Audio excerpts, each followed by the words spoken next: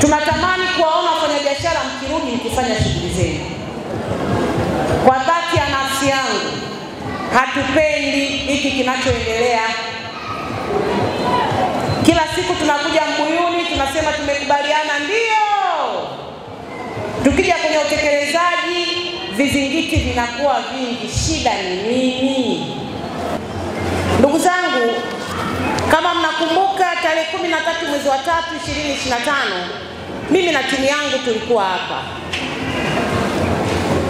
Na wakati nakuja niliwaambia kabisa, tulileta timu, Seikimea unafahamu, timu ya kuwapanga na kuwarejesha wafanyabiashara. Na viongozi wangu wa soko, naomba mnisamehe, leo nitakwenda kuzungumza ukweli kwa sababu nimechoka na unafiki unaendelea kwenye soko. Seikimea huko hapa, utawaambia ulipokea malalamiko yepi yanayohusu viongozi hawa baadhi yao.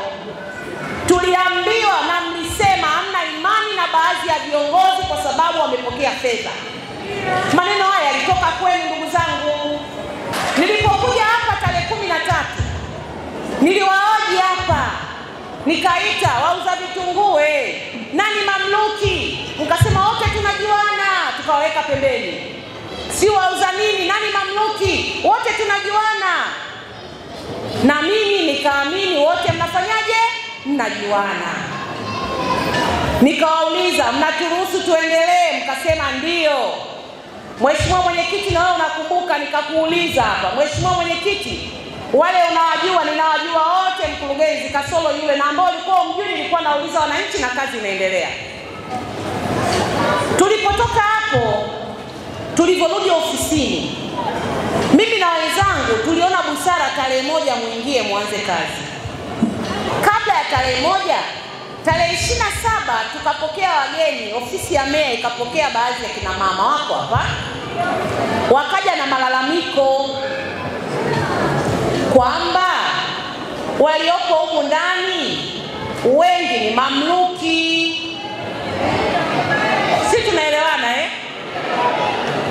Wakasema moja, wapo watu ambao walikuwa wanawapangisha wale vishoka na wenyewe wameandika tena.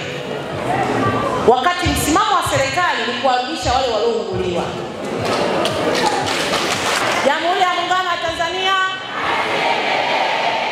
Kwa hiyo Mheshimiwa Seikimea na ndugu wafanyabiashara wenzangu, kilichotuleta leo kwenu ni kwa sababu mliendelea kuleta malalamiko, na sisi tunatamani tuingie hapa tusimwache yoyote na kinyongo.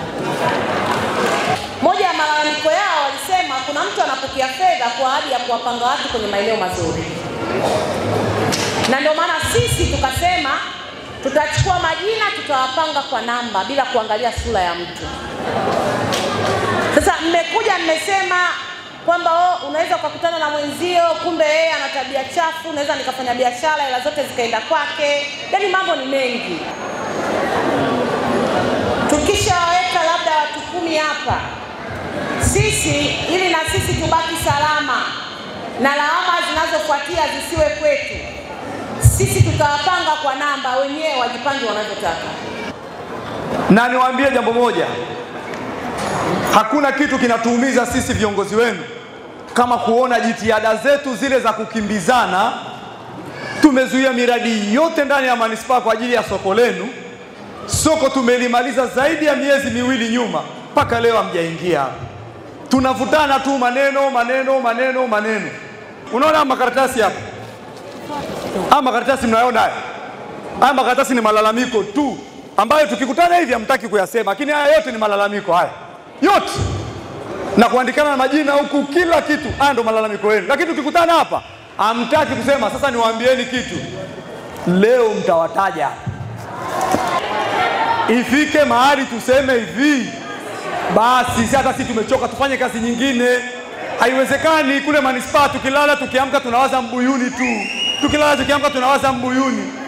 Sisi tunategemea ni soko muingie kipindi hichi cha mvua ili tuone mapungufu yetu kipindi hichi cha mvua. Lakini kila siku tunawaza kuwapanga tu. Mvua zinakata, Hatujui mapungufu ya mkandarasi, kwa sababu tunataka tumwambie mkandarasi pale mvua zikinyesha za upepo zinawaingilia wafanyabiashara, njoo rekebishe, kipindi hichi ndio kipindi chake. Leo tutafanya hivi, mboga mboga, kaa pale, kaa pale.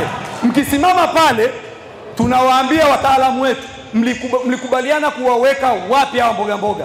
Wanasema tuliwaweka hapa. Haya, mboga mboga, eneo lenu hili toeni mamluki yenu pale, mliobaki mtakaa. Kwisha.